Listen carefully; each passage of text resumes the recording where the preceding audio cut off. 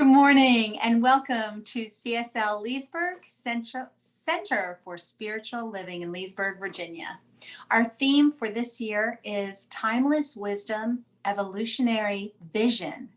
And the talk today will be Looking Ahead. Doesn't that sound perfect for today? Our talk will be given by Reverend Sunday. Right now, join us as we open our sacred space together by setting our intentions for our service and bringing our awareness of our unity and oneness, which is represented by one lit candle. Let us close our eyes now as we bless our service today. Let us recognize the divine presence that moves through all things. And know that this presence of love expresses as each of us in unique and beautiful ways. I know that we are blessed by our time together and that we are each renewed in our remembrance of love, peace, wholeness, and connection. I give thanks to everyone in attendance and for everyone who has made our service possible today. May the energy of love that is generated here today bless us all abundantly, and so it is. Please feel free to add to the chat or in the comments any prayer requests or celebrations that you would like us to include later on in our service when we do our community spiritual mind treatment, which is our form of affirmative prayer. We now turn to blessing the contributions and donations that are shared today for our center. There are many ways that you can give, and you can see the information on the screen. You can text your donation amount to 703-940-9620. If you use Cash App, then it's $CSL Leesburg. You can put something in the mail at P.O. Box 1830, Leesburg, Virginia 20177. Or for those of you who use PayPal, it's info@cslleesburg.org. At CSL Leesburg, we believe in the law of circulation. We know that all that is shared with our center blesses those who give and also those who receive. We are a tithing community, and in addition to helping us pay our expenses, which continue even though we aren't meeting in person, we also tithe to our home organization, as well as to organizations that inspire us and help to further our vision of creating a world that works for everyone. We thank you for your support. And now join me as we read this affirmation together. The presence of spirit within me blesses everyone I meet, tends to heal everything I touch, brings gladness into the life of everyone I contact. Therefore, I am a blessing to myself, to humankind, and to the day in which I live. And now we will have our time of meditation with Reverend Sunday. Thank you, Tamara. Yeah, so I thought we would do today the Bliss Breath meditation created by Shinzen Young. It'd be nice for us to just settle into some bliss, to some peace. And so if you just like to take a moment to stretch up your spine and to just relax around it. And continue to do that for a few long, slow breaths. Just breathing in and noticing how the inhale inflates the body and facilitates that stretching up. And notice each time you exhale, you can surrender a bit, just a bit more to gravity. Allow the spine to support your posture. Gravity pulling down and everything else that isn't needed to hold your posture, so you can just rest.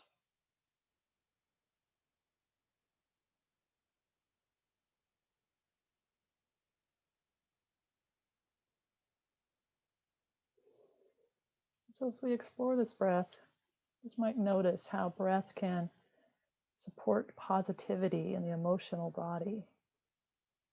Breath is always available. So we're going to tune into what is naturally positive in the inhale and the exhale. Just going to maintain our attention on the breath. Just return to it when distracted. You can do this practice with your eyes open or your eyes closed. And just allow yourself to maintain your focus on the breath itself. And if you wander off, you always start again. Just bring it back. Breathing that in and out.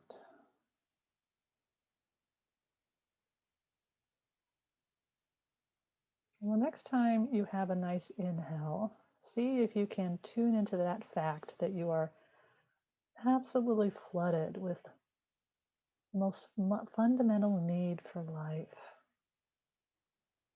that which you need for life. Oxygen is flooding into your body, nourishing your body.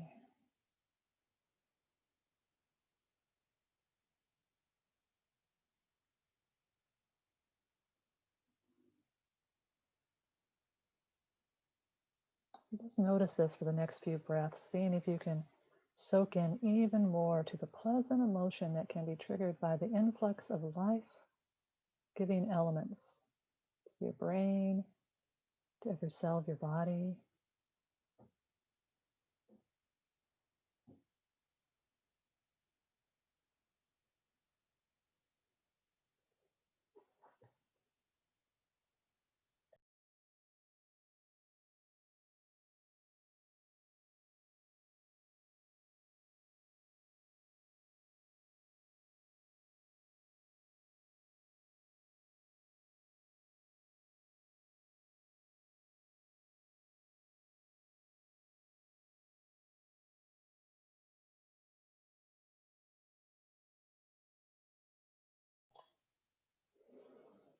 And now take a moment to also notice the positive emotion that is available for every exhale. So each time you breathe out, there's a little physical relaxation somewhere in the body, just by virtue that there are muscles that need to let go in order to release the breath.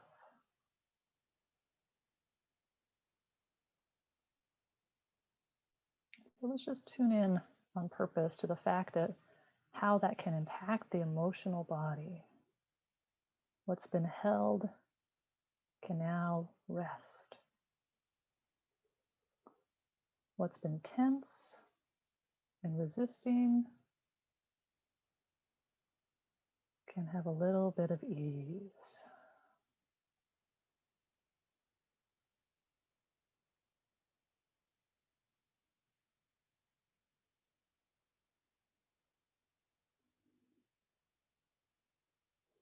There might even be a light flavor of compassion, of gentle, loving kindness towards yourself.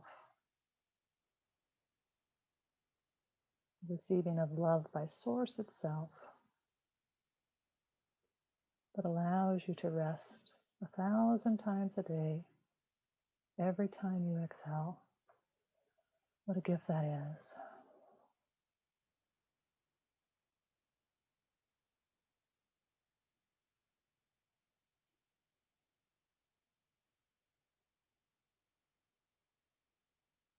And just like any practice that we might do, we might notice something non-positive coming up. And if that does, you can choose to just practice equanimity with that. That means you just allow it to come and go, kind of in the background.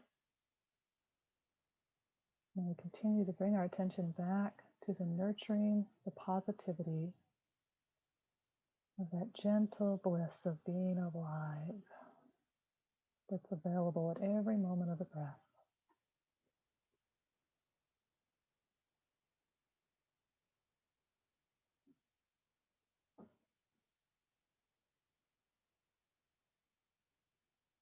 And as we just continue with this noticing of the in-breath and the out-breath, you might want to add an affirmation or just a word like life on the inhale and ease on the exhale. This is life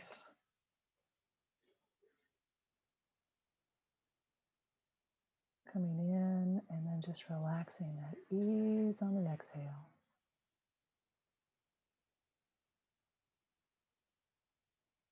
Just going to take a few moments in the silence to practice that, choosing whatever word brings you a sense of bliss or ease or comfort for the inhale and for the exhale.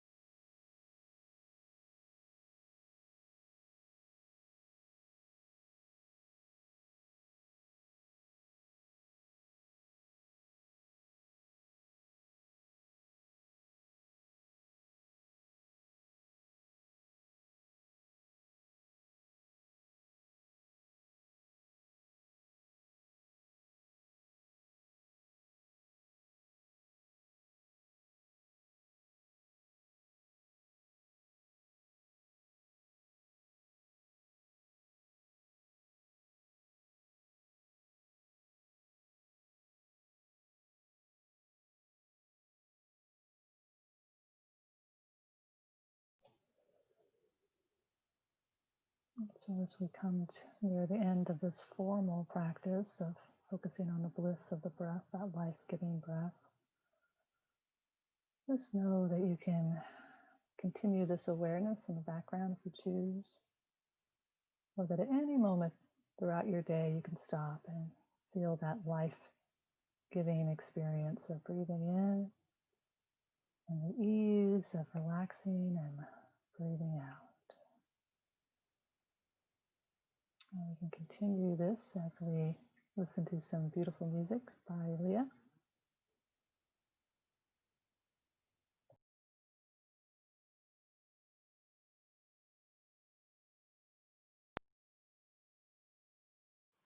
Looking ahead as I am guided by spirit, listening in, knowing I am enough. Looking ahead, giving life to the vision, listening and following the call of love.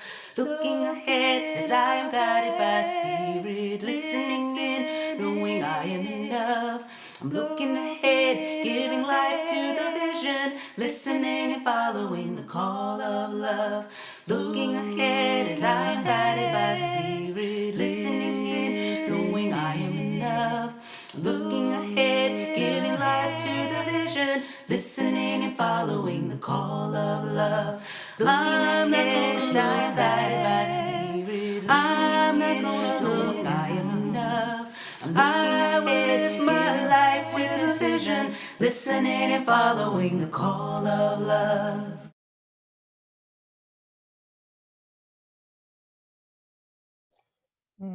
Beautiful, Leah. Thank you so much for that. I guess she wrote that just for us this week.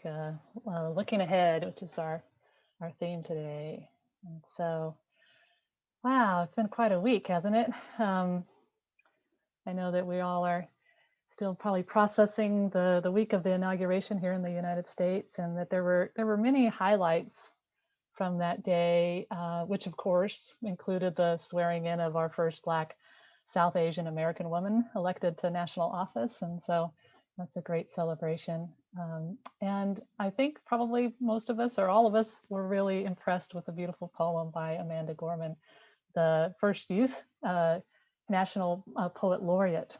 The whole poem was beautiful. If you haven't had a chance to go back, if you didn't get to hear it when she spoke it, to go back and listen to it or to read it, there's so many beautiful nuggets of vision of our country and who we are. And one of the lines that has stuck with me this week that I find so hopeful is the one where she said, somehow we've weathered and witnessed a nation that isn't broken, but simply unfinished. And I just love this idea of being just simply unfinished, right? It's a beautiful idea for us as a nation, but also just a reminder personally that, I'm unfinished. I'm not broken. I'm just unfinished. I'm still evolving, still growing.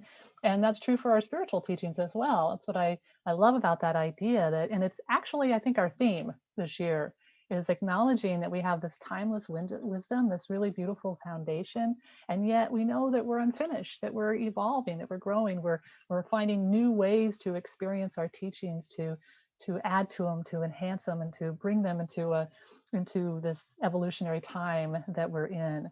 And Dr. Holmes, said that when he said that the spiral of life is upward. Evolution carries us forward.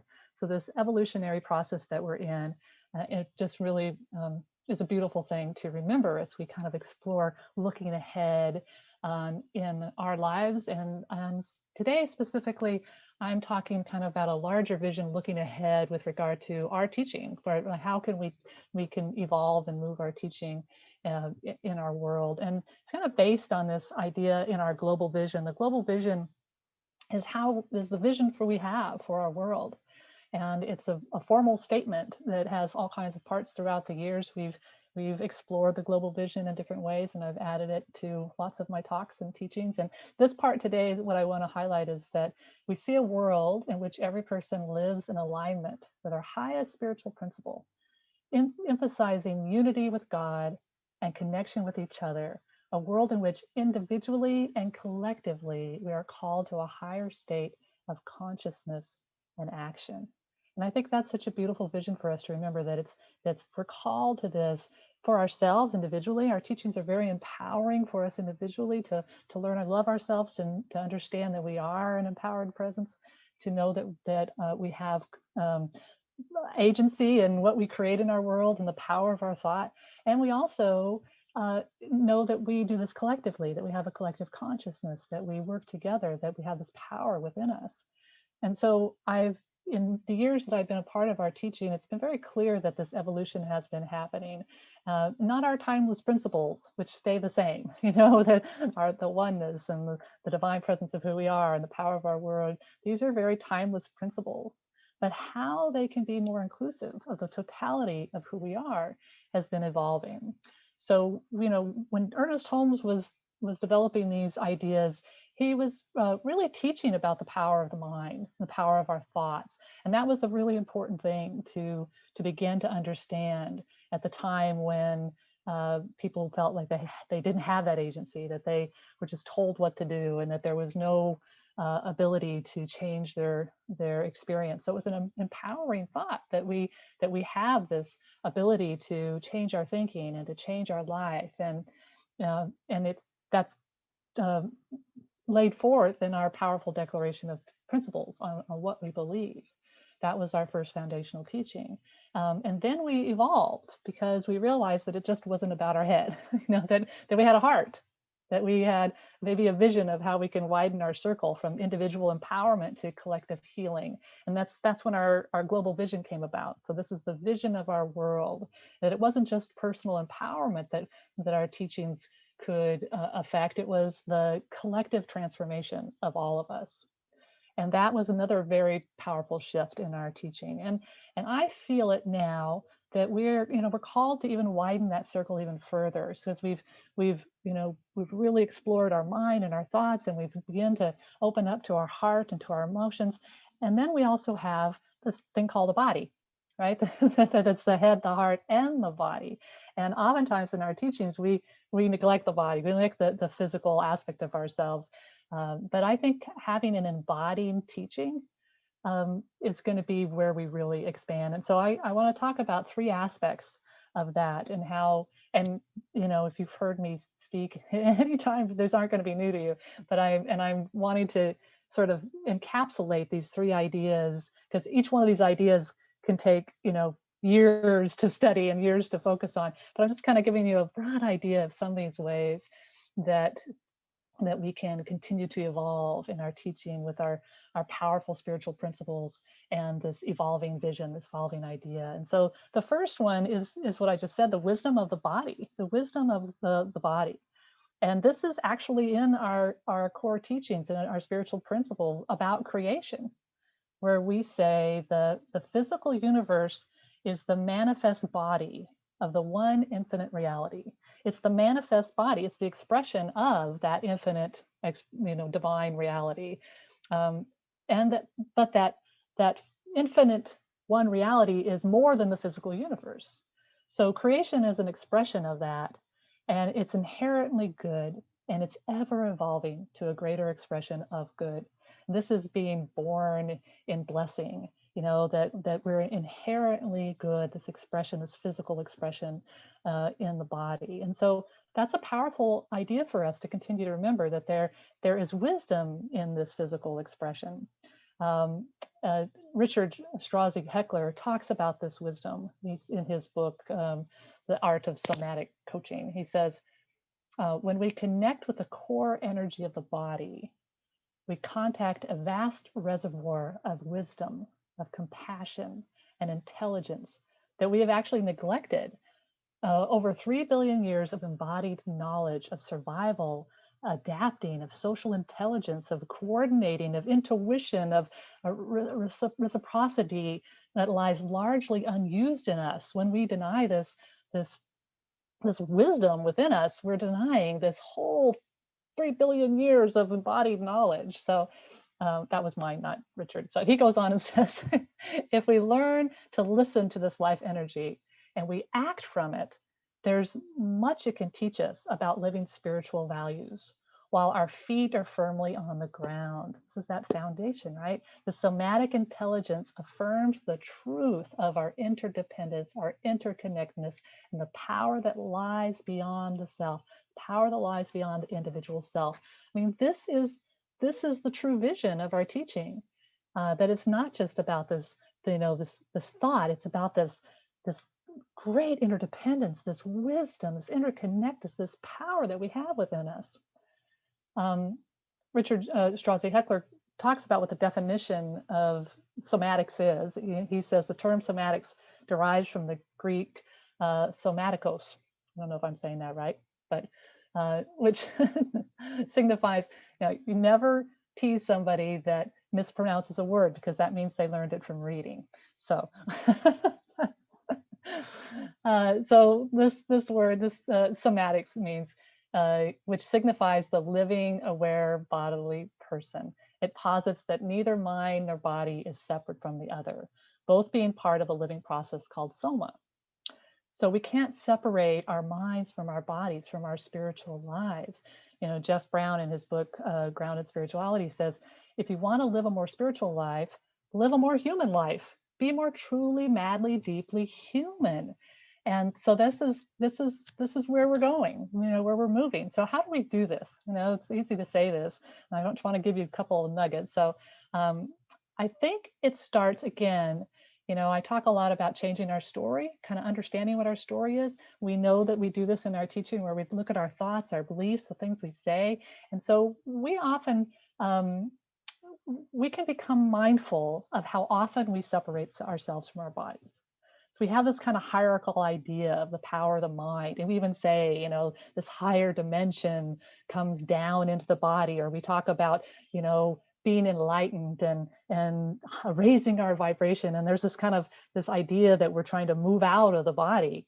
And it's even in our spiritual mind, our teaching symbol that we have. If you've ever taken a class, you know that, it's that circle with the two lines, and then there's this V, and it says descending spirit into physical form. So we have this idea that we're descending, that there's something divine that's descending into the physical body. So what I've actually started doing is I turn that symbol upside down.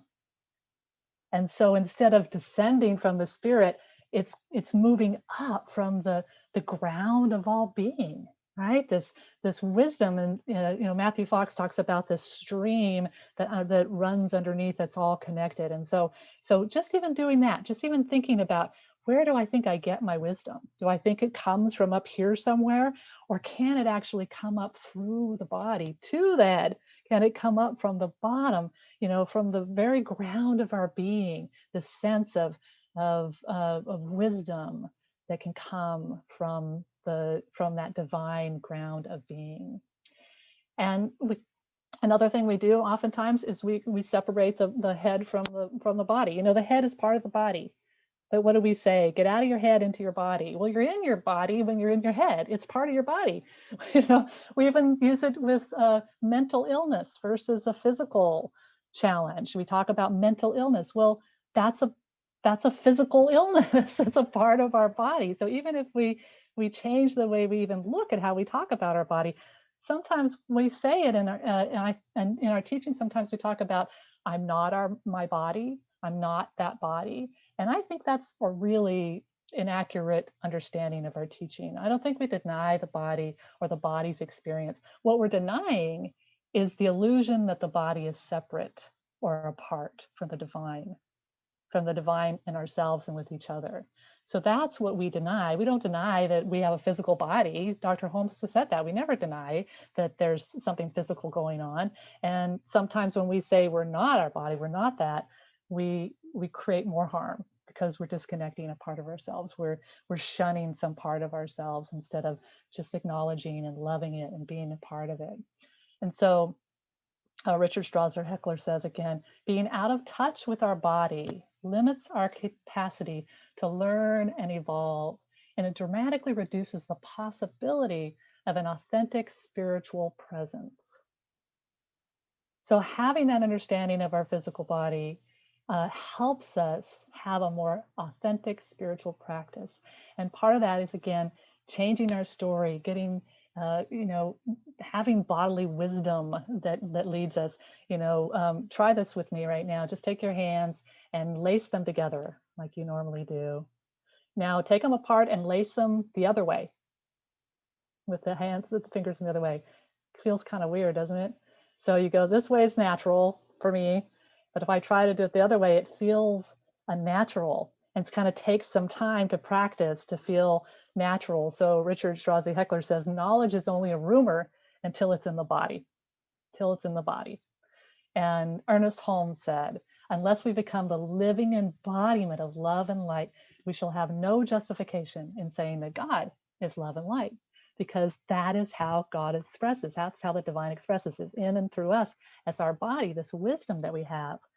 I think St. Teresa of Avila said it well when she talked about this. She said, the divine has no body now on earth but yours, no hands but yours, no feet but yours. Yours are the eyes through which to look out divine's compassion to the world. Yours are the feet with which the divine is to go about doing good. Yours are the hands with which the divine is to bless all beings. So this idea of widening our circle from the head to the heart to the body is the evolution of our teaching. And so the second idea, again, not new for anybody that's listened to me talk, but it's understanding spiritual bypass and the shadow. And we have a spiritual practice in our teaching called self-awareness. Self-awareness is one of our spiritual practice. We've talked about this, and probably we might understand it more as study, that we're studying, but we're becoming self-aware. We're becoming self-aware of who we are. So this principle, self-awareness, is the practice that illuminates our alignment with each of our principles. It's the practice of being conscious of our motivations, of our internal dialogues, of our hidden beliefs. It's the willingness to observe and take responsibility for our internal and external choices. And this is the good part. Self-awareness is the foundation for conscious choice. Self-awareness is the foundation for conscious choice. And so what spiritual bypassing does is it takes us out of that conscious choice. And for those who may not be familiar, the term spiritual bypassing is the tendency to use spiritual ideas and practices to sidestep or avoid facing unresolved emotional issues, psychological wounds, unfinished developmental tasks. It's like going straight to all is good, going straight to all is wonderful. And it was actually introduced by a Buddhist teacher and a psychotherapist named John Welwood. So our teaching at times can be very attractive to those who want to spiritually bypass, who might be in a place of trauma and not want to have to deal with it. And sometimes that can be a really intelligent thing. The way that we take care of ourselves and the way we avoid some of these things can be very important when we're younger, when we don't have the abilities, we don't have the control or are in charge. So we develop these very intelligent ways of staying safe. But what happens is that we forget that we're no longer little and powerless. and we continue to use these techniques. And so these, the pithy answers that we have about being 100% responsible for experience, or everything happens for the good, deny this complex nature of our lives and our universe. And in fact, it can be harmful to the well-being by denying this healthy process of emotion through our systems. Remember, I've said, buried emotions are buried alive. They're not processed. And I love Thomas Hubel, the wonderful spiritual teacher. He has this really great analogy about this, and he talks about a snowflake falling into a running river, running water. So if a snowflake falls into a running river, it just assimilates. It moves through. It just goes along and becomes part of that river. But when it falls on solid ice, it builds up and builds up and builds up. And our systems are like that. That when we allow ourselves to acknowledge and experience our emotions, what's going on with us, we process them in a healthy way, then that's like that one little snowflake, that just moves through and goes on. And then when we say these affirmations that all is well and I am loved, we can actually, they can assimilate with us. We can actually experience them. But when we freeze up, when we spiritually bypass, when we don't acknowledge the body, when we think, I can't look there, I can't, we don't allow ourselves to feel those emotions, that's like the solid ice. And so when these snowflakes come of trauma or drama, or somebody being mad at us, or a pandemic, or whatever it is, it just lands. It doesn't, and it piles up and piles up and piles up, and it doesn't allow us to process and to flow. So, Dr. Ernest Holmes said that in the science of mind, we do not say everything is all right when it is all wrong. So we never say that we don't acknowledge it. And again, sometimes that's our intelligent thing to do. Sometimes we need to do that. Lissa Rankin talks about when she was starting to heal and she was kind of doing these, understanding a little bit more about her. She said she called it bliss hunting. She went to just feel good. She just went to, where do I find the bliss? Where do I find the good? And that can be a really nurturing, loving thing to do for ourselves sometimes. We need to do that. We can't be always looking at, all those things. But if we stay there, if we're, when things start to get more challenging, we jump and we go someplace else. Matthew Fox talks about in our spiritual practice, when we're, it's like drilling a well, drilling down to get to that ground of being, that stream of consciousness. And if we get on one path and we start practicing and we drill a little bit, but then it gets uncomfortable, it gets hard, we find some rocks, we go and we drill over here and we get a little farther and, we find some rocks and we drill over here, we never get to that stream of being. We never get to that truth of who we are. We have to stay with it. And so this is what it is. There's times when we need to have the fun and know the truth and feel like it and, not look at it. But if we keep doing that, then we never get to that deep will of being. We have to go through it and acknowledge it and deepen into the truth of as we are. And in this for ourselves, we can be compassionate for others. When someone else is going through something, trust that they can come up with the truth for themselves as far as what they need to do. That sometimes it's okay for us just to listen, just to be there and not try to go straight to the spiritual truth, not try to make them feel better, that we can just be with it and allow it to happen. So these are the ways that we begin to not allow spiritual bypass to derail us from our evolution, derail us from the expanded evolution of our teaching. And then finally, the last one is we must heal our individual and collective trauma. That we must do that. So we have been experiencing individual and collective trauma for quite a while, specifically over this last year with the pandemic and systemic racism becoming much more aware, and the political arrest we've been under. And we're called to address these through these embodied practices. We're kind of coming back around. The whole embodied practice includes our mind, includes our heart, includes our body. We must address the collective unconsciousness that perpetuates the idea of separation. And we do this by expanding our awareness and our understanding that we swim in the embodiment. So we swim in this idea, this uncollective consciousness of white supremacy, of white privilege, And so it's a part of us, regardless who you are. We kind of swim in it. I saw a social media meme that said, white supremacy isn't the shark, it's the ocean. you know. And I heard Melba Marquez Green say, white supremacy is not the elephant in the room, it's the room. It's the room. It's where we all are, no matter where you are, no matter where you are on this globe, or in the United States or wherever, that this has been a force in our world. And so the radical understanding of oneness calls us to address these issues. And it calls us to address these issues from a somatic embodied place. Resmaa Menakem, in his really powerful book, My Grandmother's Hands, he says, this comes back to understanding and healing from a somatic place. We don't need to understand white supremacy because white supremacy isn't rational. We're never going to understand it with our heads. We won't end it with intellect alone. It is an entire internalized deep within our bodies. So again, this healing takes place by first becoming aware of it, talking about understanding what the story is, and then beginning to change the story and to heal that which is within us, which has been within us for all the years of our evolutionary process. But with the trauma and the wounds of our evolutionary process comes great wisdom.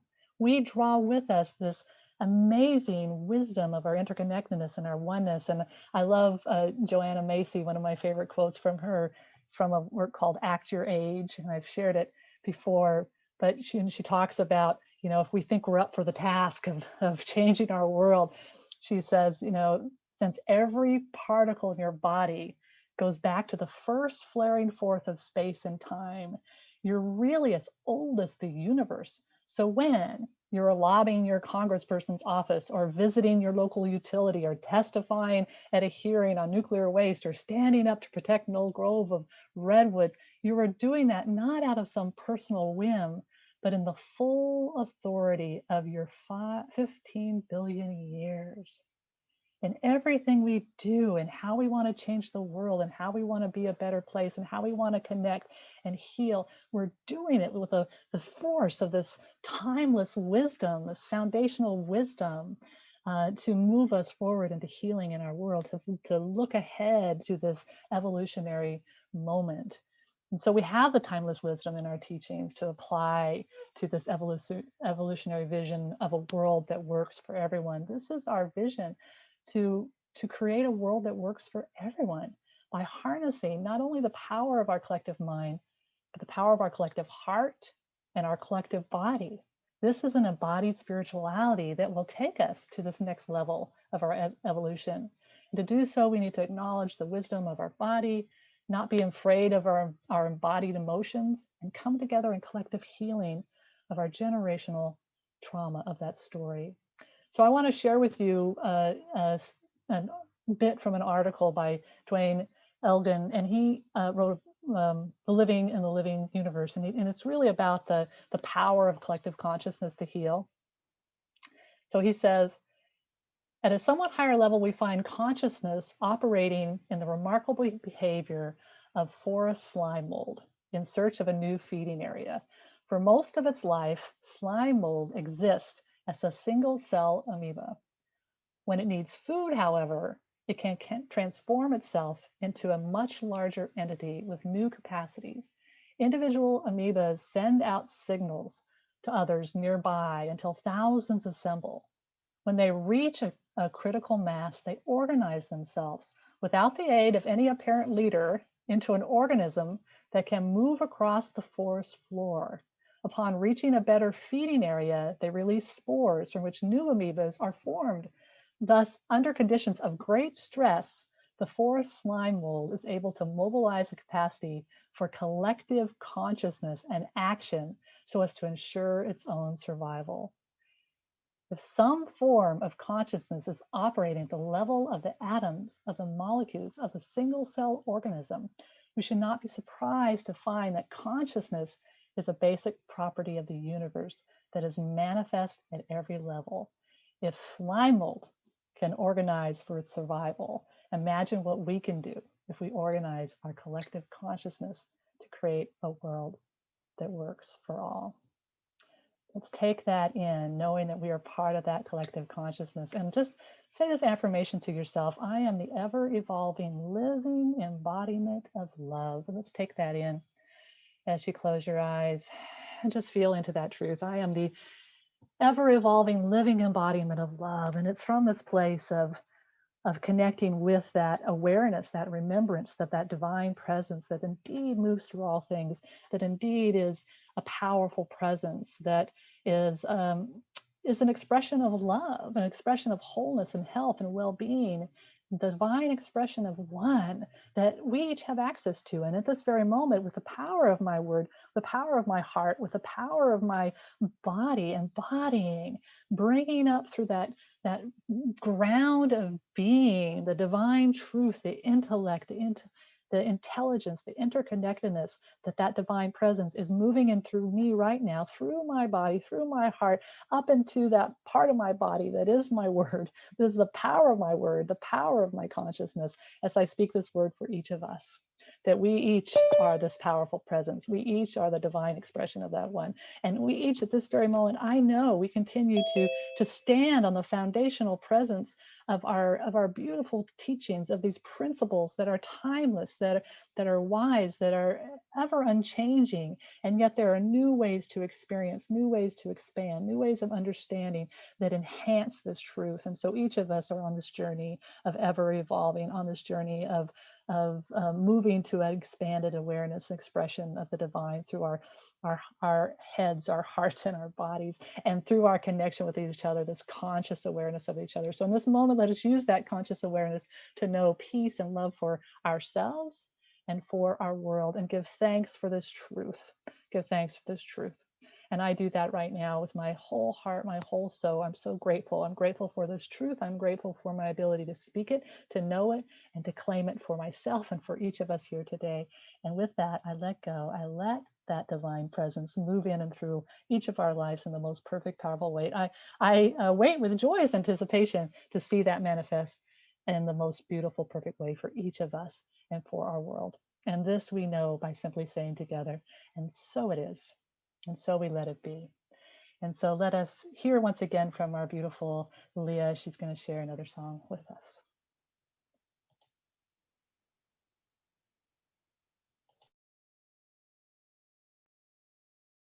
At the start of any given day, there is mystery available. There's a game waiting for an open heart to say yes. Here I am, I'll play. If we're smart, we'll listen to the way, and all the misery that held us down, we'll let it fade. Let it be outshined by the simple spark of a life waiting to be made, waiting to be made.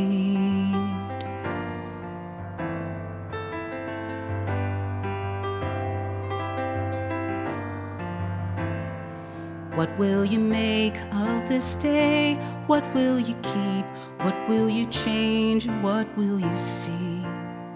What will you believe?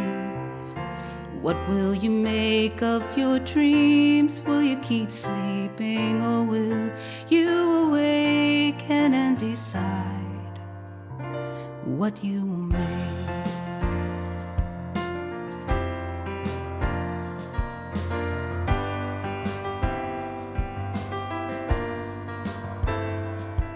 At the start of any given day, there is history and poetry.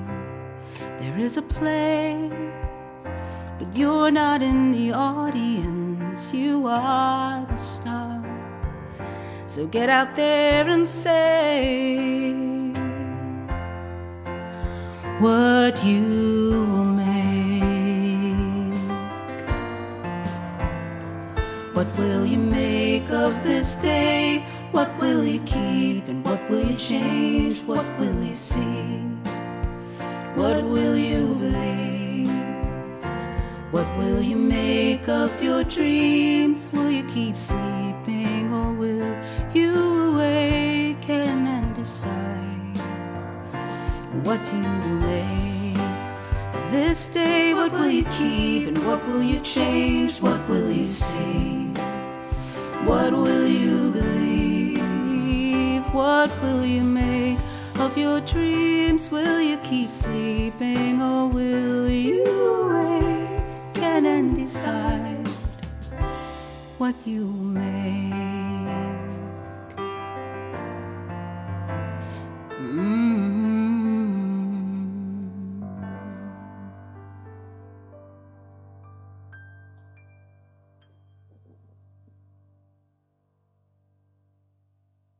Wow, beautiful, beautiful, beautiful. Leah, such a great question for us. What will we make? And the accompaniment there with Brian Sims. Thank you for his accompaniment as well.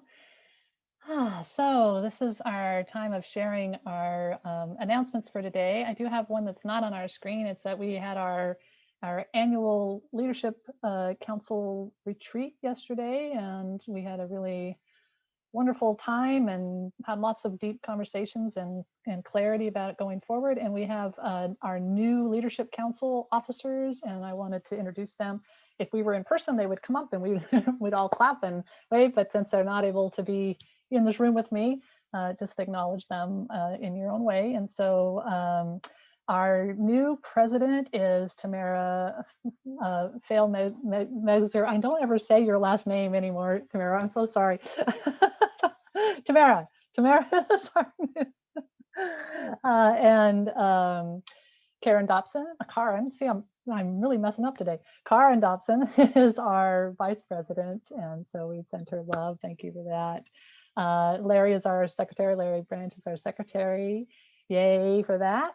And Charlene continues as our treasurer. So much love for Charlene and all the work she does as our treasurer. And then our member at large is Renee Striner, and she has all kinds of things she does with our social media, and they'll be continue to hone those roles. But these are your 5 members of your leadership council. And so if you ever get a chance to connect with them, thank them for all the work they do to continue to evolve our center. And I know personally, I feel so blessed to be working with each one of you in this process. So thank you. And then for our continuing work that we do together, Charlene offers her dream study. If you've never been a part of that, just pop in, because it's really powerful to look at some of those ideas and insights, and everybody's welcome to join, even if you haven't done it before. And then I also offer a unified mindfulness practice and training, and everybody's welcome to be a part of that too on Thursday mornings at 9 Eastern. And I think that's all of our announcements for today. We do have some announcements for our community. If you want to stay after on Zoom for our time after service, or if you're watching on Facebook and want to join us, you just click on that link on our cslleesburg.org page to join our Zoom room for some conversation and connection after the service. And that is it for us. Let us just close our eyes for a moment, place your hand over your heart, and just really feel into this idea as you say out loud, I am love.